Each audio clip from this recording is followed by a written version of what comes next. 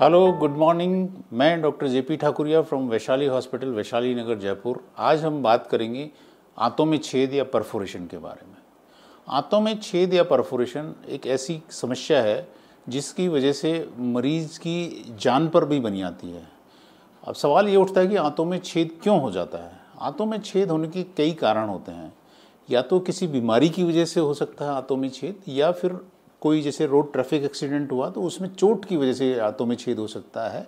या कई बार कोई शार्प फॉरेन बॉडी अगर आप इंजेक्शन कर लेते हैं, जैसे मछली का कांटा या उस तरह की कोई, तो उसकी वजह से भी आंतों में छेद हो सकता है।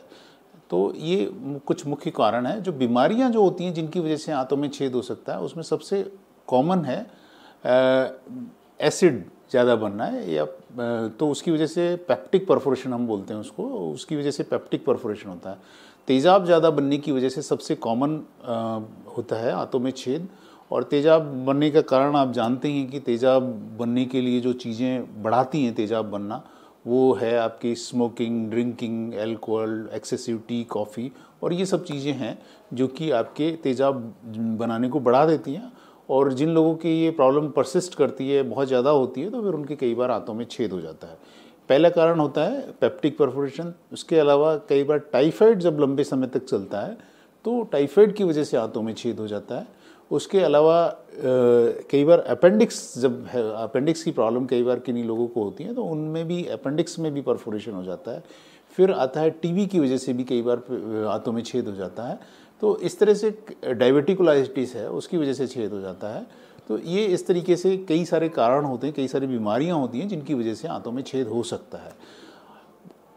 मेडिकल साइंस के डेवलपमेंट के बावजूद भी बहुत सारी इफ़ेक्टिव दवाइयाँ जैसे proton pump inhibitors, antibiotics, advancement of ICU care, anaesthesia, और इन सब के बावजूद भी आज भी आंतों में छेद होना एक ऐसी समस्या है जिससे कई बार मरीज़ की स्थिति इस तरह से हो जाती है कि उसकी जान पर भी बन जाती है। तो इसलिए आंतों में छेद को बहुत इग्नोर नहीं कर सकते, लापरवाही नहीं कर सकते। आंतों में छेद होने पर रोगी को तुरंत चिकित्सक को दिखाना होता है। अब सवाल ये उठता है कि आंतों में छेद को पहचाने कैसे।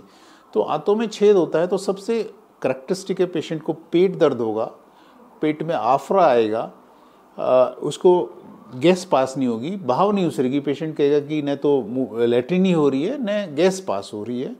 उसके बाद में अगर ज़्यादा गंभीर स्थिति हो जाती है तो बुखार आना, पेशाब नहीं उतरना, और मल्टी ऑर्गन फेलियर के सिम्टम्स हो सकते हैं, जिसमें सांस की तकलीफ भी होना और इस तरह की चीज़ें हो सकती है।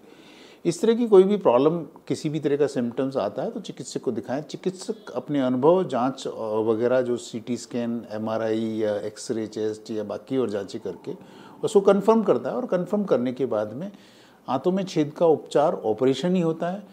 पेट को खोल के ऑपरेशन करना पड़ता है और ऑपरेशन करके उसके छेद को रिपेयर करना पड़ता है और काफ़ी क्रिटिकल केयर करनी पड़ती है। उसके बाद ही मरीज़ ठीक हो पाता है।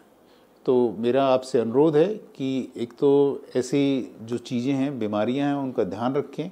जो बीमारियां होने की वजह जो हो सकती हैं, excessive drinking, alcohol, T, coffee, smoking, ये सब अवॉइड करें।